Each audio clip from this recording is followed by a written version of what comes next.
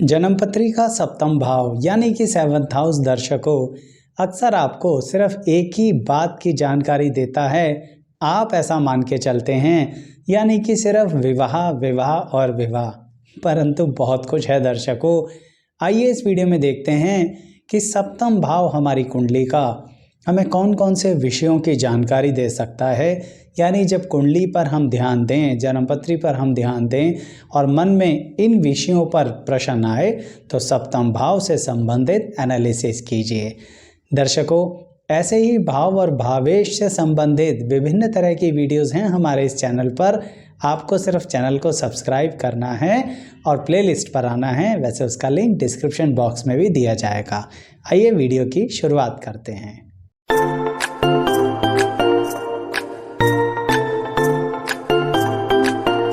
मैं एस्ट्रोलॉजर शैलेश जैन आपका हमारे चैनल पर स्वागत करता हूं। दर्शकों, जीवन साथी और जीवन साथी, यही प्रश्न सबसे पहले देखना हो तो व्यक्ति 7th हाउस का ही एनालिसिस करता है। कोई गलत भी नहीं है दर्शकों। लेकिन एक बात बताइए दर्शकों, जिस व्यक्ति का जीवन साथी होता ही नहीं है, यानी विवाह ही नहीं हुआ या वैवाहिक जीवन ही नहीं है, तो क्या उसके लिए हम अब 7th हाउस को इग्नोर करते चले जाएं? क्या कुंडली का 7th हाउस और कुछ नहीं दिखाता? सोचिए इसके बारे में दर्शकों, क्योंकि जो 7th हाउस के सामने है वह हाउस है आपका लगन, यानी कि आप स्वयं, अर्थात आपके सामने 7th हाउस है तो जिंदगी भर वह 7th हाउस आपके सामने एक भूमिका, एक रोल प्ले करता रहेगा। उसको सिर्फ लाइफ पार्टनर के लिए देखना एक तरीके से मैं कहूँगा अधूरापन है। क्योंकि सोचिए, वैवाहिक जीवन का प्रश्न तो तब आएगा ना जब विवाह की उम्र होगी। उससे पहले 7th हाउस नील है क्या, सप्तम भाव कोई फल नहीं देता, ऐसा नहीं सोचना चाहिए। सप्तम भाव बचपन से ही होने वाली बहुत सारी प्रक्रियाओं पर होने वाले प्रभाव के बारे में जानकारी देता है। जैसे सबसे पहले बचपन के अंदर यानी जवानी के अंदर हम लोग अपने घर से बाहर निकलकर समाज में एंटर करते हैं। कहने का मतलब सोशल लाइफ को जीना शुरू करते हैं।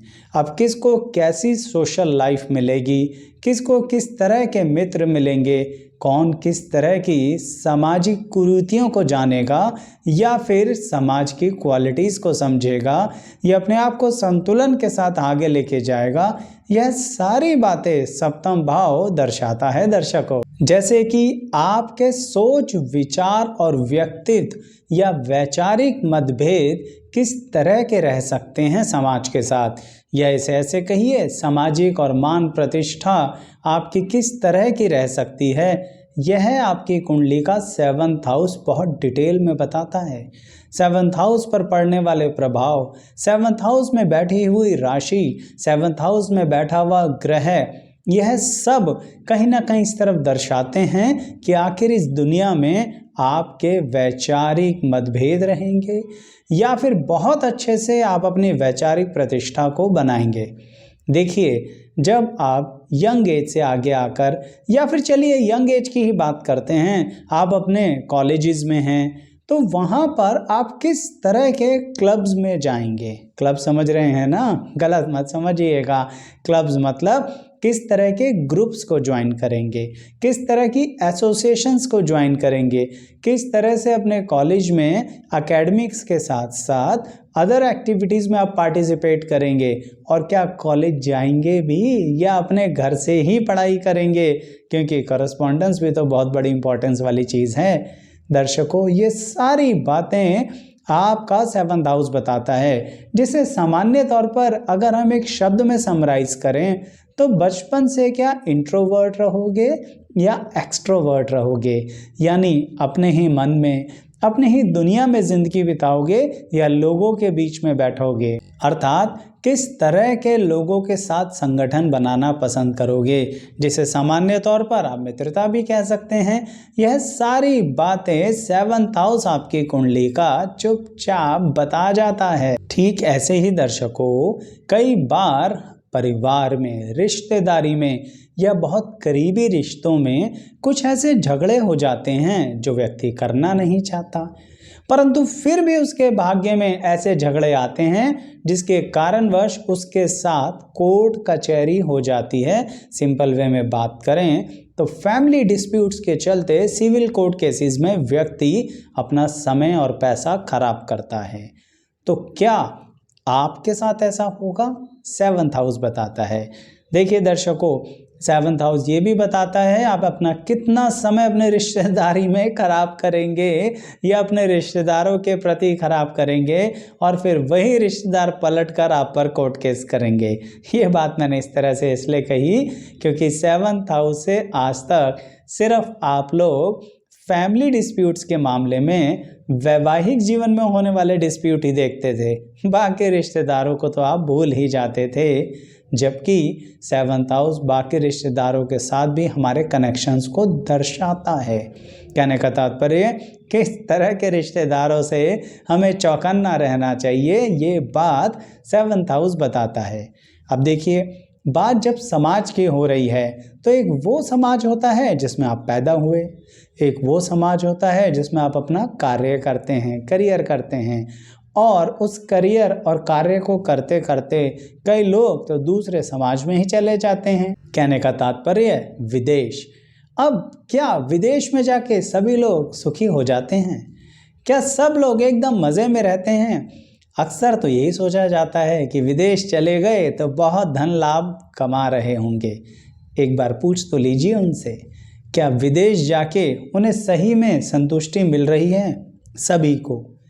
अगर किसी को विदेश में जाके संतुष्टि नहीं मिल रही, चलता चलाता काम ठप हो गया, या जिस उम्मीद से गए थे वो तो पूरा ही नहीं हुआ, या फिर कहीं घर की वापसी ना हो जाए, यह सब बातें चेक करनी है ना, तो 7th हाउस से चेक कीजिए कि विदेश में दूसरी परंपराओं में, दूसरे कल्चर में बढ़ोतरी हो भी पाएगी। उस तरफ कदम बढ़ाएं या सिर्फ हमारी इच्छा ही इच्छा है कि हम विदेश में जाके रहें, यह सारी बातें आपकी कुंडली का 7th हाउस बताता है। दर्शकों, मैं एक बार दोबारा कहूँगा, ऐसे ही दर्शकों एक प्लेलिस्ट है हमारे इस चैनल पर जो भाव की जानकारी देता है और भावेश की जानकारी भी देता है कि उस भाव का स्वामी किसी अन्य भाव में बैठा है तो क्या फल होगा।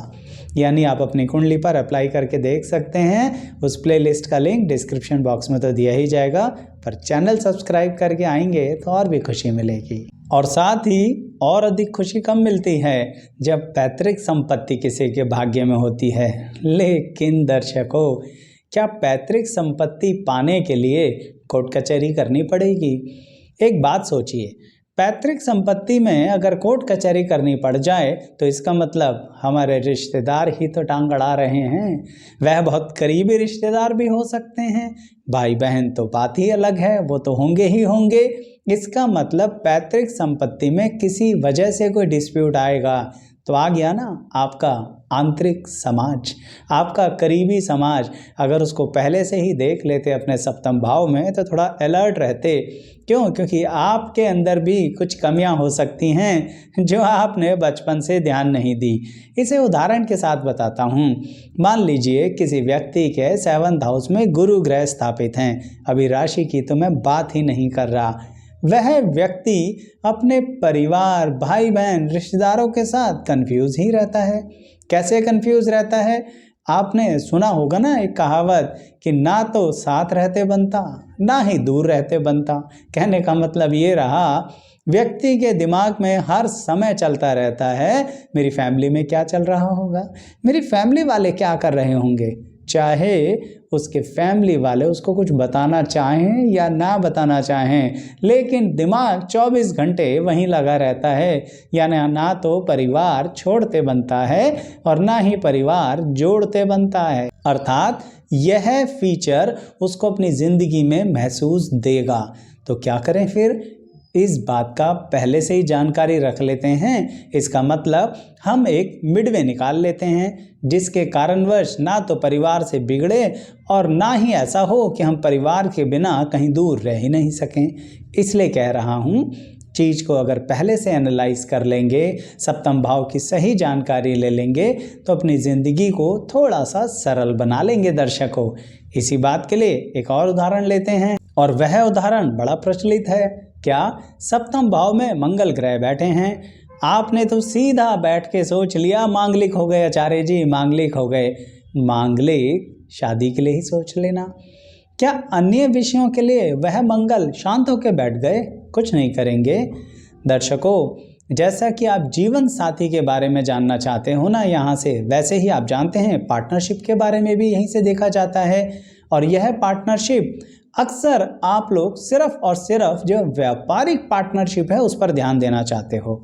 लेकिन एक बात बताइए, ऑफिस में जो लोग नौकरी कर रहे हैं उनके कलीग्स के साथ उनके संबंध सप्तम भाव में बैठा हुआ मंगल बड़े अच्छे से बता देगा। क्यों? एक बात सोचिए, सप्तम भाव का मंगल कहाँ कहाँ प्रभाव दे रहा है? वह आपकी कुंडली के कर्म स्थान पर भी तो प्रभाव दे रहा है अगर सप्तम भाव में बैठा है। लगन को तो देख ही रहा है, साथ के साथ आपकी कुंडली के द्वितीय सेकंड हाउस को भी देख रहा है। इसका मतलब ये रहा, बैठा सप्तम में है पर हाथ कहाँ कहाँ फैला रखे हैं मंगल ग्रह ने।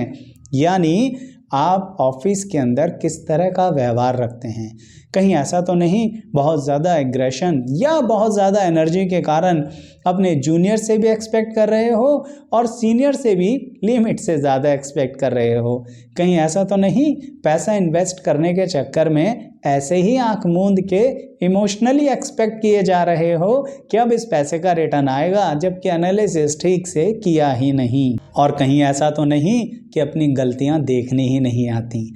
यह वैवाहिक जीवन के मांगलिक से अलग मैंने बातें बताई हैं आपको, जिसके कारण सप्तम में बैठा मंगल आपके अन्य जगहों पर भी प्रभाव दे रहा है और उसी सप्तम से कनेक्टेड होते हुए सेवंथ हाउस से कनेक्टेड होते हुए। इसलिए कह रहा हूं दर्शकों, सप्तम भाव आपकी परछाई है। अब परछाई से कहाँ भागोगे? और आप परछाई की तरफ ध्यान भी नहीं देते हो। बिल्कुल, क्यों ध्यान दें? परछाई ही तो है, लेकिन आपकी ही है। तो ज़रा गहराई से इस बारे में सोचिए कि सप्तम भाव एक्चुअली क्या क्या नहीं दे सकता। क्योंकि दर्शकों, सप्तम भाव आपको मित्रता कैसे देगा ये भी बताता है। क्योंकि मैंने बिल्कुल वीडियो की शुरुआत में बताया था कुछ संगति के बारे में। अब संगति कुसंगति भी होती है, या फिर कई बार आपने देखा होगा कि कीचड़ में कमल खिलता है। देखा हो या ना देखा हो, सुना तो होगा ही ना।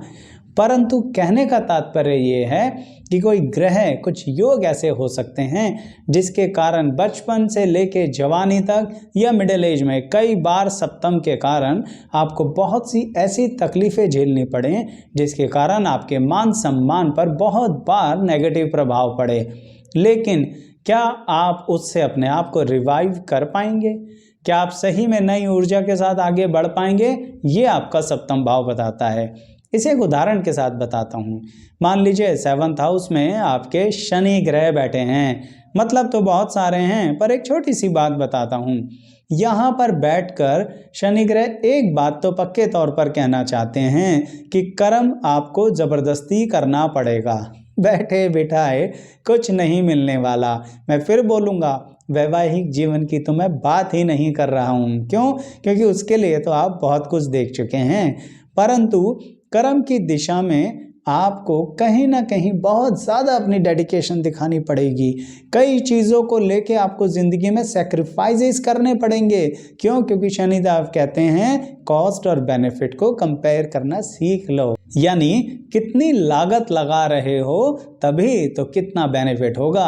लागत मतलब पैसे की बात नहीं कर रहा, मेहनत की बात कर रहा हूँ, समय की बात कर रहा हूँ, डेडिकेशन की बात कर रहा हूँ, इमोशंस की बात कर रहा हूँ। तो इसी कारणवश दर्शकों, यह बातें सप्तम भाव में बैठे हुए शनिदेव ने आसानी से बता दी कि तुम देख लो, तुम अगर मेहनत करने को तैयार हो तो मैं तुम्हें फल देने को तैयार हूँ, लेकिन बैठे बिठाए कुछ नहीं दूंगा। फिर कहते रहना कि शनि सप्तम भाव में हमें बहुत स्ट्रगल कराते हैं। दर्शकों, अल्टीमेटली शनि देते भी बहुत अच्छा है सेवंथ हाउस में रिजल्ट, पर ये आपके ऊपर है कि आप कीचड़ में कमल की तरह खिल के आएंगे या उसी कुसंगति में लिप्त होकर अपने आप को समाप्त कर देंगे। क्यों? क्योंकि सप्तम में बैठे शनि स्वयं को देख रहे हैं। कौन स्वयं? आपको देख रहे हैं, लगन को देख रहे हैं। तो इसलिए मैं फिर बोलूँगा, किसी राशि की तो मैंने बात ही नहीं करी, सिर्फ कुछ बैठे हुए ग्रहों से उदाहरण दिया जो सप्तम में बैठने के कारण देखिए ना, आपके आसपास की सामाजिक प्रक्रियाएं, आपके आसपास के संबंध, आपके प्रेम संबंध को विवाह में तब्दील कर सकते हैं या नहीं, यह भी सप्तम भाव बता रहा है। क्योंकि विवाह की थोड़ी सी तो कहूँगा ही दर्शकों, आफ्टर ऑल सप्तम भाव है। तो लास्टली अब आपको यही कहना चाहूँगा कि सप्तम भाव बेसिकली क्या बताते हैं कि आप कितने अच्छे ऑब्जर्वर हैं या नहीं हैं, आप चीज़ों के प्रति, वस्तुओं के प्रति, स्थितियों के प्रति कितना दिमाग लगाते हैं या नहीं हैं, आप कितना ज़्यादा हर चीज़ को एनालाइज करते हैं या नहीं करते हैं, आप कितना ज़्यादा चीज़ों को इमोशनली या लॉजिकली देखते हैं या नहीं देखते हैं। यानी आपके आसपास घटित होने वाली सारी घटनाएं थोड़ा बहुत सप्तम भाव से होती हुई जाती हैं, क्योंकि जितना लगन महत्वपूर्ण उतना सप्तम महत्वपूर्ण। इस बात को मेरी ध्यान रखना दर्शकों। और जिनको मेरी ये बातें समझ में आई और जिन्होंने महसूस करी अपनी ज़िंदगी के अंदर वहाँ बैठे हुए ग्रहों के कारण या अन्य परिस्थितियों के कारण, कमेंट बॉक्स में ज़रूर बताना कि क्या जीवन साथी से हटके भी बहुत कुछ आपने महसूस किया। इंतज़ार रहेगा आपके कमेंट्स का। और वीडियो कैसी लगी ये भी बताइएगा। साथ में लाइक शेयर सब्सक्राइब ज़रूर कीजिएगा। धन्यवाद।